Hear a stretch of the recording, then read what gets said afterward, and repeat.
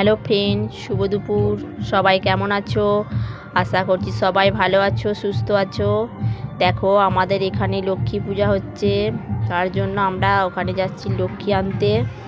তো প্রত্যেকের বাড়িতেই লক্ষ্মী নিয়ে যাওয়া হয় এখান থেকে। আমি দুই মেয়েকে নিয়ে চলে এসেছি ঠাকুর মন্দিরে। এখান থেকে লক্ষ্মী নিয়ে আমরা বাড়ি যাব। দেখো, এটা আমাদের লক্ষ্মী প্রতিমা কেমন হয়েছে কমেন্টে জানিও।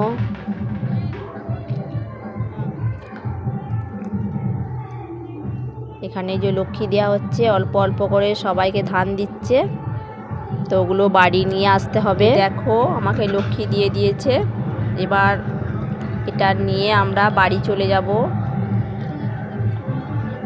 মেয়েরা দেখো, একজন শাক নেবে, ধূপ নেবে বলে বায়না ধরছে।